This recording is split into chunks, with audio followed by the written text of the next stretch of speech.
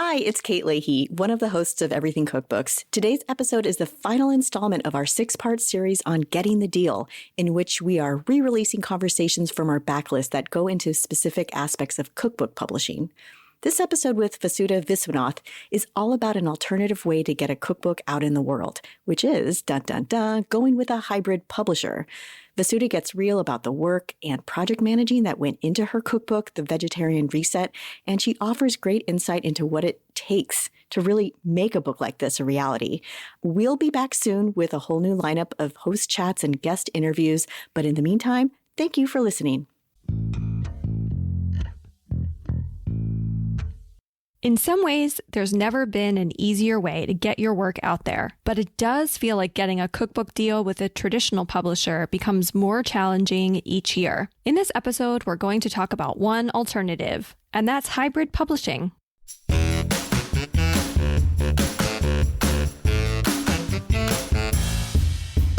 Welcome to Everything Cookbooks, the podcast for writers, readers, and cooks. I'm Kristin Donnelly, and today I'm here with co-host Kate Leahy. Hey, Kate. Hey, Kristin. So, what do you think? Does it feel like it's harder than ever to get a book deal? You know, I would have said no last year, but now thinking about it, I think I want to say yes. And this brings me back when we had Jessie Sheehan on the podcast earlier this year. She brought up a point that she didn't think she would have been able to publish the first book she published nowadays. She thinks that she just at that time did not have the kind of platform that a publisher would want now. But back in the day, they weren't looking for a huge platform. They just wanted somebody who had the skills to execute, say, an icebox cake book or a vintage cake book. She could sell the idea on the idea alone. Yeah. And I feel like I did that in my past where I've done books where I sold the idea on the idea alone. It wasn't because of my following. I don't know if that works anymore. Yeah, I feel the same way. I don't know if Modern Potluck would be published, or certainly not necessarily by the same publisher. While platform mattered, and I feel like I had a way to reach an audience through, already writing for publications, but my social numbers were not where they needed to be or where they would need to be today. Right. So, yeah, it's interesting. I guess there's also the issue that it seems like there's fewer editors, potentially fewer publishers interested in cookbooks, but that's always changing. But one constantly evolving segment of publishing is hybrid publishing. I know it's something that we have talked about wanting to dig deeper on, and we were kind of waiting for the right person to talk to. And earlier this year, we heard from Vasudha Viswanath. She published this beautiful book called The Vegetarian Reset, and she actually pitched us saying, hey, I did this in not the usual way. I went through a hybrid publisher, and would you want to talk about that? And we were like, yes, yes, yes. I personally got even more excited once I saw the book. It's a beautiful book. Yeah, it is. There's so many vegetarian cookbooks out there. It has an even more interesting niche because it's vegetarian and lower carb. And her recipes are just very appealing. Really appealing. I was flagging a bunch that I want to make because I've even been asked sometimes where people think, I want to eat more vegetarian. And there are ways to tell them, oh, it's not that hard. But then you have this book that kind of just lays it out. And what's really great about it, too, is that Vasudha really thought about the visuals. There's icons in it. There's a Venn diagram. I love the Venn diagram. Right. It's a very, very polished book. If I saw this sitting on a shelf, I would not have thought this was a first-time author who basically taught herself how to do a book while doing it. So I'm really looking forward to talking to her about how this book really came together and why she decided that hybrid publishing was the way to go. Agree. Just to be clear on what hybrid publishing is, when we talked to Nick in episode 47, we talked a lot about self-publishing. And I remember Kristin, he told us if he talked to 100 people about self-publishing, 99 people would say, not for me. So one of the things that's nice about self-publishing is you get to keep all the profits, anything you make after the price of the printing costs and all that, you get to keep. Well, hybrid publishing is a little different, and it probably varies on each hybrid publisher, but you still sort of, as an author, you bear the upfront costs of producing the book. However, you get the benefit of working with a team of professionals, having that sales and distribution channel. But again, I think it varies on the hybrid publisher, and people who have done hybrid publishing, it's best if you're interested to ask them who they used, making sure you're not going to, say, get scammed because that's a lot of money to put up front. Yeah. Is that a risk, getting scammed? Apparently there's some warnings online that, some hybrid publishers are not really hybrid. They're just basically thinly veiled Scam operations. Yeah, like with old vanity presses back in the day. So there's some warning things online, but there also are hybrid publishers, and there's a few we'll link to that do cookbooks. Just a little warning out there. Well, I'm excited to hear from Vasudha and her experience and what she has to say. Welcome, Vasudha, to Everything Cookbooks. Thank you for having me. I'm just thrilled to be here because I've been listening to your podcast from the beginning and I've learned so much. So thanks for having me on. Sure. So we'd love just for you to take us back to before you wrote your book. Tell us what got you writing about food in the first place. Yeah, so there were two things that happened in my life that catalyzed this move for me. One was a personal health journey that transformed the way that I cook and that I eat, and more importantly, how I felt. And so I really wanted to share that and try to help people, especially today that so many people are trying to eat plant-based, and it doesn't always mean the same thing as eating healthy. So I just wanted to kind of put that out there. The second thing that happened was that my work situation changed. I had worked for over a decade on Wall Street, for most of it at a hedge fund doing business strategy. The firm was doing badly for a number of years and my position was restructured. I did have other opportunities in the field, but, after the pandemic, like a lot of people, I was really rethinking, how I could kind of move forward with like more meaning to what I did. I was never really that passionate about the field itself. So I was like, oh, you know what? I had this idea to write a book. It would be like a great 3-month project. So I'm going to like knock it out, no time like the present. And then, I'll move on and get a real job and move on. So that was really kind of what started it all. And, hopefully it continues to be a longer career in the culinary field. So when you were still working at the hedge fund, were you bringing great lunches to work? Were you one of those people or? Definitely not. I commuted like 3 hours a day to work. So I was, we would order in lunch at work and at home. I would try to cook in the evenings, but I would get back pretty late. So we would order in a lot. And this was before I had kids. So, we would order in a lot. Weekends, I would cook a lot. I've always loved cooking, like all my life. So, yeah, I was not taking those delicious lunches to work. You had no time. No time to do it. Yeah. So you have a Substack. I do. It started in 2021, I believe. And then your book came out earlier this year, but you said you thought it would be a 3-month project. So I'd love to know, did the Substack start first, or were you actually starting to work on the book first and then it just took much longer than you thought? Yeah. So when I decided to do this, I didn't even think about blogging or anything. Although I'd cooked, it was usually just for family and friends. I'd never blogged, social media, always a lurker, that just wasn't me. So the minute I thought about this project, I liked the idea of a book because it felt like a substantial body of work. I like, strategic work that I can kind of plan towards and build towards, as opposed to kind of living like a recipe at a time. So I had just decided to write the book, and the Substack and social media started alongside that as a proof of concept because, I had never really shared what I was doing before, and I wanted to see if anybody cared. It was more kind of moving in parallel along with my writing the book. And obviously, like you guys well know, writing a book is not a 3-month project. It took well over a year. And then finally, from start to end, when the book actually came out, it was about 2 years. About right, Right. So tell us a little bit just about your cookbook journey. So you have this idea, you want to write this book.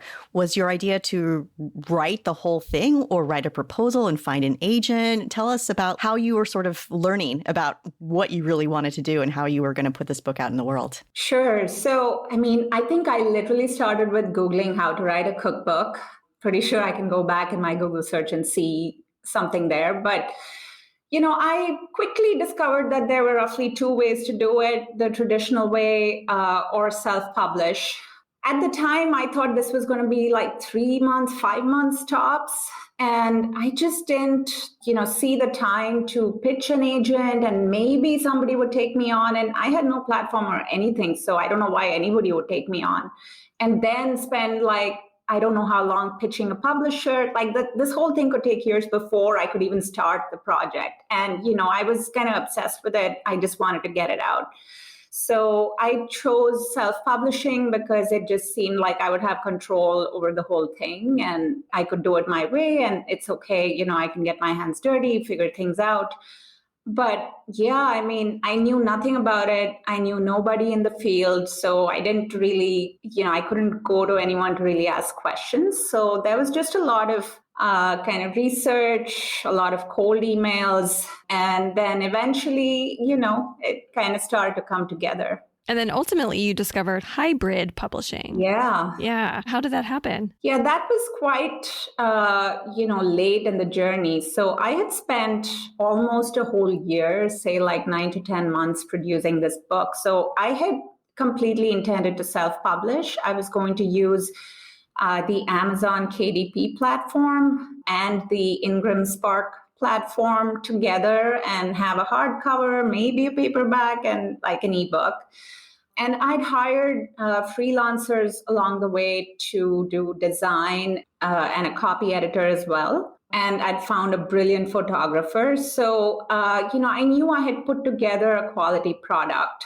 At the very end, when I was like a couple of months away, so the book was, in the galleys or whatever it is we call it, it was ready to go pretty much, maybe like a month away. And then I had started to agonize a little bit about distribution because I thought this was, it had turned out to be really beautiful beyond my dreams. And I couldn't even get the kind of paper or quality that even if I was willing to pay for it. And I'd heard all of these stories about, print-on-demand services printing like a page upside down and the cover backwards and things like that. Occasionally, I think it happens. Not a lot, but it does, and it freaked me out. And then I was looking for a publicist because I felt that was the one investment that I should make to try to get the word out. I posted on some online forums. And Faith Kramer, who is actually the one of the first authors that my publisher, the Collective Book Studio, worked with, she's written this beautiful book called 52 Shabbats. She responded with a recommendation of a publicist. So I connected with her and we chatted and we ended up talking a lot more about the publisher and, potentially, was there something? So that's how I got connected to the Collective Book Studio. The founder, Angela Engel, she's lovely. I sent them the manuscript or the galleys, and they really liked it and, were interested in having it on their list. So we worked out a deal. Cool. So when you're pitching them, you're sending them basically the full designed package, right? The full book. Yeah, it was like a PDF that was, all of the pages, everything. Wow. So it was a pretty advanced stage. Yeah. And we did do like another round of editing after that, but it was pretty close to the final. Wow. So you had a steep learning curve. That's amazing. Yeah. In my head, when I heard you had worked with a hybrid publisher, I thought, okay, she had all these beautiful recipes written. And looking at your book, I really was flagging things I want to make. And I'm not just like, just trying to compliment you. I just really, the food does look, it not only is healthy, but it really has that sort of like beautiful quality that makes you want to eat it. It's really appealing. Yeah, it's really appealing. So I was thinking, so she had all these great recipes and then she worked with a hybrid publisher that paired her with a great photographer, a great designer. But no, you had done that all ahead of time. Yeah, it was maybe a unique journey. But yeah, I had done most of that ahead of time. The cover was something that, the publisher worked with me and my designer to design. We didn't go with the back cover was actually the front cover when I sent it to them. And then we felt this reflected the book, the spirit of the book more.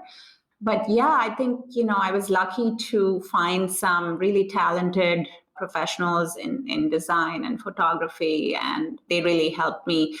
Not just do the work, but also they helped guide me along this path because they'd been in the field for much longer.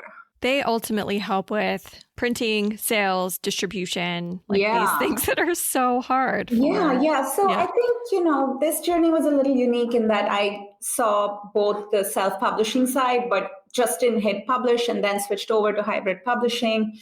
But most hybrid publishers do offer all of those services, and my publisher does too. And so the normal way that somebody would work with them is, pitch them an idea or a manuscript, and then they have a team of really experienced and talented professionals on their side as well. So you would work with them to create the book, go through rounds of editing, design, just like you would with a traditional publisher. And then they own the whole kind of production process of the book, proofing, sending it to the printer, getting it shipped, all of that. And then the unique thing about them, which not every hybrid publisher has, is that they also have a sales team. Now it's Simon and Schuster, I believe, but previously it was IPG. And so, they actually have people that are pitching it to stores. And so my book is in quite a few indie bookstores as well. If you had gone the self-published route, say everything printed out and you didn't have any upside down pages and that, what do you think that experience would be like? Would you just be up at night worried about sort of inventory and getting books? Or are you going to sit with a bunch of books in your living room? What were sort of the fears that veered you to hybrid versus staying in self-published? Because it sounds like you had it, you were ready to go. You were about to, basically hit print. Yeah, that's a great question. I think, I was ready to hit print, but I was going with a solution on these platforms, Amazon KDP or Ingram Spark, that offered a print on demand service. So literally each book gets printed as it is purchased by the end customer. And so, I'm not sitting with like 1,000 books, and I live in Manhattan. I don't have room for 1,000 books. So that was the model that I was going to go with. I did briefly explore, finding a printer, potentially even working with a printer overseas to get a custom print run done and then store the book. But, all of those logistics of like shipping out I just didn't want to deal with that. Makes sense. So the reason I decided to go with hybrid publishing was I would not have been able to achieve the same quality of printing and paper and all of that I got if I had gone with these print on demand services. And I wouldn't have gotten this kind of distribution. My book would have sold on Amazon and maybe a bunch of other websites, but I think it would have been very hard to get into Barnes & Noble or, places like that. On the Amazon KDP, that would just be the ebook version, and then Ingram Spark would be the print-on-demand service? Or can you tell a little bit about what those different platforms were going to provide for you? Yeah. So it would definitely be the Kindle version on Amazon KDP, but they do also offer paperback and hardcover options. So at the time, I think I was deciding between the KDP hardcover versus the Ingram hardcover. There were some subtle differences in trim sizes and things like that. But it was kind of that last month of decision making that I had when I then found my publishers. So I ended up not, exploring that fully, but you can do, both hardcover and paperback with both of these platforms, as far as I know. I want to make sure I understand the hybrid publishing model. It sounds like you're an unusual case where you gave them this almost complete product. But for a lot of people, they might just have a manuscript or an idea, like a proposal. So is the model that usually you pay for some of the publisher services and then Correct. Share in the revenue? Correct. From the sales? Yeah. Okay. Yeah, it might actually help if we, took a step back and talked about all three models. So the traditional model is obviously, what everyone, I think your audience is really familiar with. The publisher bears most of the cost and most of the risk. Usually requires an agent. There's a high level of gatekeeping. They're less likely to accept newer authors. Authors, as I understand it, don't get as much say in the whole process as well. And it takes a while for most authors to earn their royalties because they have to earn out their advance. And correct me if I'm wrong with any of this. You're summarizing it beautifully. Okay. On the other extreme, there's self-publishing, which obviously anybody can do it. There's a low barrier to entry. And the author bears the costs of any creative services. So, if you're really scrappy, you can do it all yourself, or you can hire professionals to do it. And you can finance your own print run by finding a printer to work with, or you can choose print-on-demand services like Amazon and Ingram. It can be a pretty lonely journey. I was working by myself for the most part. And, there's nobody to email or ask questions or any of that. And I think often, even if you're willing to pay for the quality, it's not there, or maybe you don't know exactly how things are normally done. So the books might not be, of the same standard. And the hardest part is really getting distribution beyond online, right? Yeah. And so hybrid publishing falls somewhere in the middle. It actually falls throughout that middle because there's a spectrum. So in this case, the author makes that upfront investment in all of the costs of the book, to be honest. So I think most hybrid publishers offer all of those creative services. So editing, design, proofreading, all of that whole package. And that can cost quite a bit. I guess you could hire your own photographer, or they might give you some recommendations, but that whole thing costs a fair bit. And then you also pay for the print run. So I paid for the cost of actually printing the book. But on the other hand, the publisher is taking low risk. It's not no risk in most cases, it's low risk. So they can afford to take chances on newer authors. The author gets a lot more say in the process in most cases. And my publisher calls it partnership publishing, where they really want to, make the author's vision come true. So, it was a really good experience working with them. And in terms of the royalties, you start earning the royalties immediately because there's no advance. You typically also get a higher share of the royalties, as high as 50%. It doesn't necessarily mean you make more. It's just you start earning faster because you took the risk.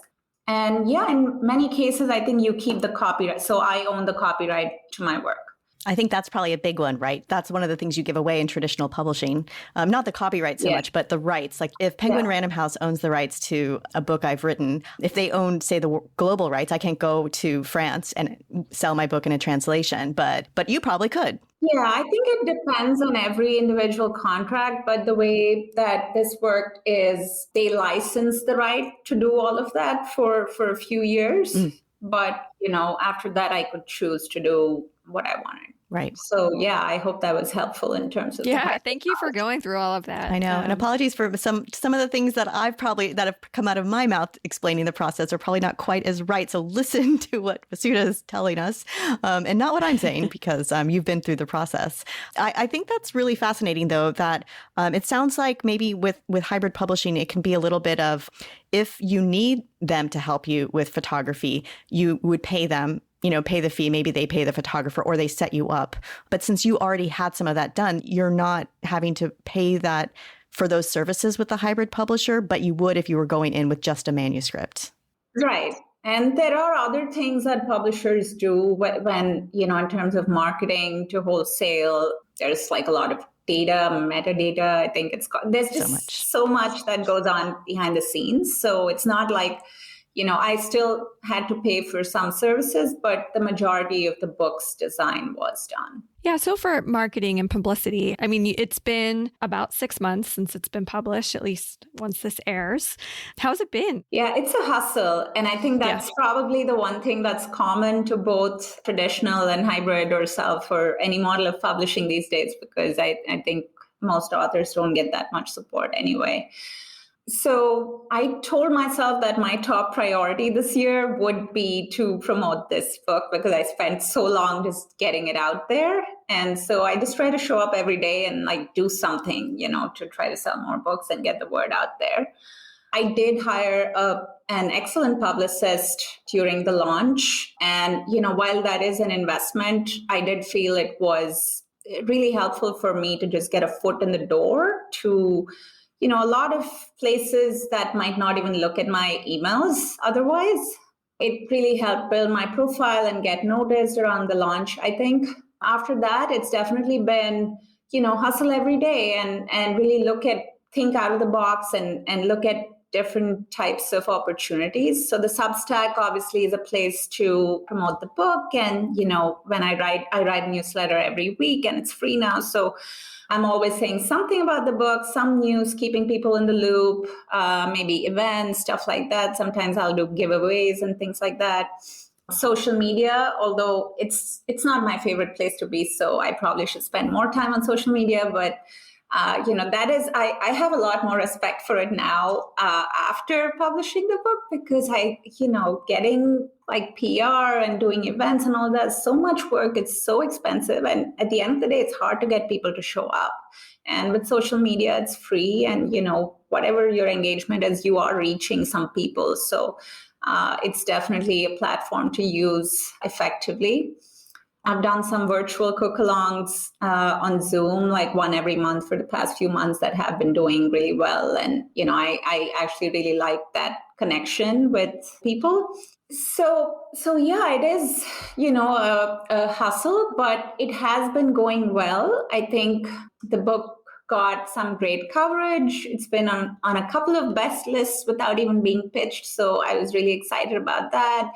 And it's gotten some good reviews. I've tried to get people to write reviews. It's like pulling teeth, but, I think some people have done it. It's been good, so far so good. I don't think I can retire yet. I don't know if I ever can, honestly, but it's been great. And, I wouldn't change it for anything. It's put me out of my comfort zone selling, which is, I think most authors don't enjoy selling. So it's felt good, but I've kind of put my business hat on and said, this is my first product. Mm-hmm. And I actually got an offer to write another cookbook like soon after this one came out nice. From a traditional publisher. It was a smaller publisher, not a big advance or anything, but it still felt really good. Yeah. So are you going to do it, or are you going to keep with the hybrid model, or what are you thinking? No, I might do it at some point, but I just couldn't jump into something so soon. So very reluctantly, I turned it down. It was definitely an interesting concept, and it would have been lovely to just jump into another project. But, I felt like I could not do the promotion for this one justice if I took on another one so soon. So yeah, hopefully in the future. I also feel like the title of your book, The Vegetarian Reset, it's really great for bringing it up again. The reset, right. every like January and February. Exactly. Season change every quarter. It's a perennial, right? It's a perennial title. And I think this kind of book seems like it's going to be a very strong backlist book. I hope so. And I don't know how that would work with hybrid, but it almost doesn't matter, because when people can find the book online, they can order it. So something like that, it feels like a very evergreen title. Yeah. And just even in your own marketing, like could create little meal plans from the Vegetarian Reset, and it's like a meal plan right from your book. Yeah, it's a great idea. Lots of possibility. Yeah.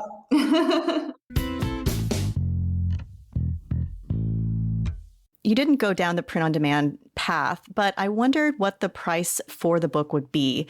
I would imagine that if you're getting a book printed on demand, the purchase price for somebody like me going to buy the book is going to be a lot higher than, say, if it was published with a traditional publisher. Or maybe $20 book becomes a $50 book if it's printed on demand. I don't know. Did you look at the numbers that way? Yeah, no, that's a really great question. I'm glad you asked it. So printing on demand is more expensive. And I think every copy is printed in the US. So, it is going to be more expensive.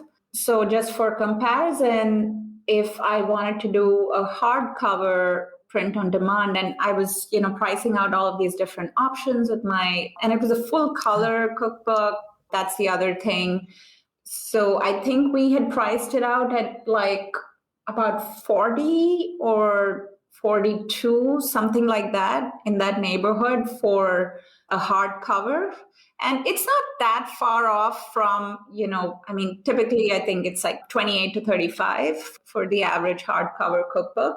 But the thing in there is that in that $40, there was no margin. So, so the cost of printing was close to $40, and Amazon or Ingram would be making pretty much all of that markup. And I wouldn't have even tried to earn anything from it. As long as I wasn't losing money per book, that would have been that would have just been what I went with. So I was definitely going to have a paperback. The hardcover is more expensive. The paperback is more, I don't know, it's still more expensive than, I guess, traditional paperback, but it was more affordable, like 20 something. Right. And then you don't have that quality control isn't there because there could be a difference in a batch of books that's printed different times of the year or the following year. Maybe there's printer issues with the printers that they're using. It's hard to say. I mean, that's the thing about cookbooks. When you're doing a 4-color book, they're just so complicated to produce. And some printers might just be better than others. And sometimes and you don't want your quality of your book to suffer, but you wouldn't be able to control that. Yeah, absolutely. And I just didn't want to deal with the hassle. Well, with print on demand, I guess, I might have gotten some nasty reviews saying, my cover was on back to front, but there's still not a whole lot I could do about it. People who are traditionally published still get negative reviews on Amazon or whatnot because the way the book was packaged and delivered to their door, it has nothing to do with the book. Like 1 star, the corner of this book arrived damaged. True. Issues can crop up anywhere, or the books could be traditionally published and like Melissa Clark, they all end up at the bottom of the ocean. Oh my gosh. Yes. Oh my God. I was so worried about that because it was just the previous winter, I guess, that there were all these supply chain issues. And I did know of quite a few schedules that got pushed. And this was such a January book, I needed it to be out in January. But just thankful that all of that worked out. But yeah, like you said, every new year is an opportunity. Yeah. So would you do it again, this model? I think so. I had a really good experience. I think I've learned a lot through the process. So I know what my expectations would be, and I might do it again. I also have an open mind, now that it's no longer like 3 to 5 months and I do see myself in the field long term, I might have the patience to actually try the traditional route. So I don't know. I do have a couple of ideas, but I'm just holding myself back from getting started on any of that. How do you see your book in your overall business strategy now? Is the book the main driver or is it part of the whole package? Yeah, I saw the book as a way to launch my brand and platform and just for people to get to know me.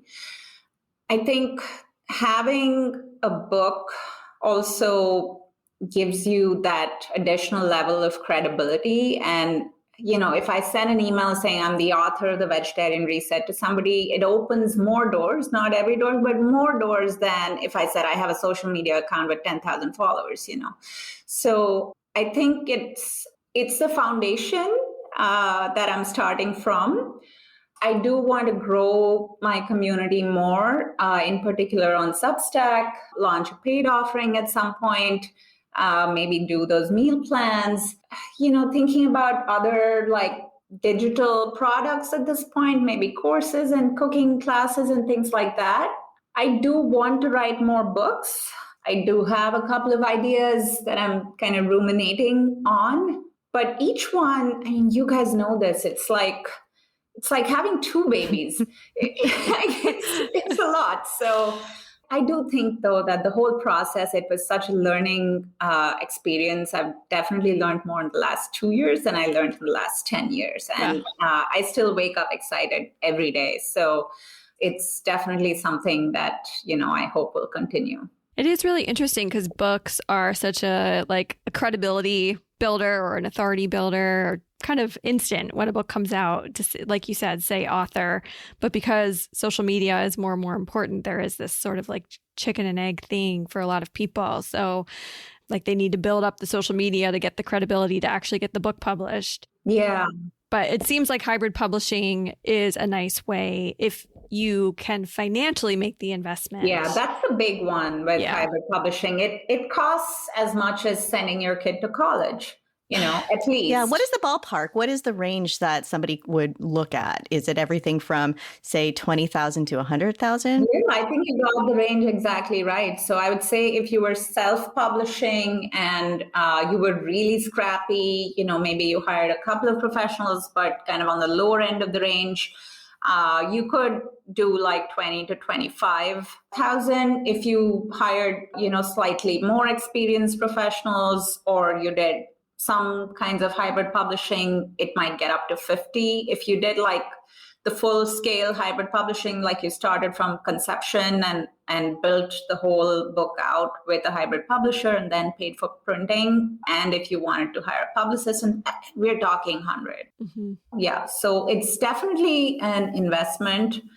I think of it as exactly almost like a college education, because you're just not going to make money from that project. I have like no hopes of doing that. If I even get close to break even, I'm going to be lucky. But at the same time, I didn't break even from my college experience here for a long time. It's a big hole. And so what fills it is the learning and the experience that I don't think any education or training could provide. So just doing this whole thing, making those connections in the field. Yeah, it's basically like being an entrepreneur. Yeah. Right. It's sort of much like running a business, right. know? Yeah. Absolutely. Yeah. And you're the dishwasher, you're everything in that business. Right. So everything ends up like tax season must get really complicated. You're like, well, this was a lot of expenses to build this business. So yeah, I'll be writing off things for a long time. Right. Yeah. Well, tell me a little bit just about the recipe development. I know that we jumped into the publishing side, but just tell us a little bit about how you sort of even learned how to write recipes. You were coming from such a different field. You love to cook, but that's just a big leap. And you did it in such a short amount of time to just get up to speed on all these things. So how did you do it? Yeah, I've always loved cookbooks. So, I knew the general format. When I started, I really wanted the recipes to look like these recipe cards that you get, from like a Blue Apron or something, where, you have a picture, so you know what the dish is supposed to look like, ingredients on the left, method on the right, just kind of digestible. And when I started, I actually produced like recipe cards for some recipes like that and put them up on my Instagram. So I knew what I wanted the look and feel to be. In terms of actually writing the recipes, it was a huge learning curve. So I did devour Diane Jacobs' book. I think I read a couple of other books as well. So I knew about, listing the ingredients and things like that, trying to make it easy for somebody to actually make it like you would. I think my biggest learning came from the recipe testing process, really. So just to back up, when I started this, I developed the recipes in about 3.5 months. Then I had my photo shoot, which really brought the whole thing to life for me because I could finally see all of these recipes looking so beautiful. And then I thought I was almost done because, I had the recipes, I just had to put them down and I could see the finish line in front of me, but that was like a mirage. And after that, it took me a good 6 months to actually get all those words down on paper. I had volunteer recipe testers from around the world, actually. So I was doing this diet initially that it was like this Facebook group. So I'd post on the group saying, I'm going to write this book and, does anybody want a recipe test for me? So there were people from Australia, from the UK, from the US.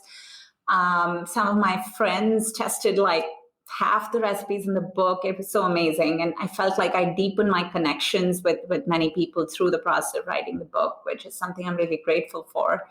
And those testers, they didn't hold back. So I had some pretty big disasters in the way I'd written certain things or what I hadn't realized I was doing as I was cooking, but hadn't actually put it down in the recipes. So a lot of the learning came out of that, and I rewrote and I rewrote and I rewrote until I was getting sick just looking at those recipes. I'm sure you guys know the feeling. Yes. I just could not look at them anymore.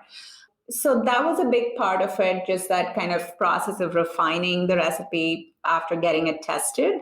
But I also went through multiple rounds of editing. So the first copy editor that I hired, I asked her to take a look at the book after I'd written the first 25 recipes. And I said, just do one pass at this so that I know what to do for the remaining, because I literally don't know my head from my toe and, I'm writing this. So I need you to just point me in the right direction so that you don't have to overhaul the entire thing at the end of it.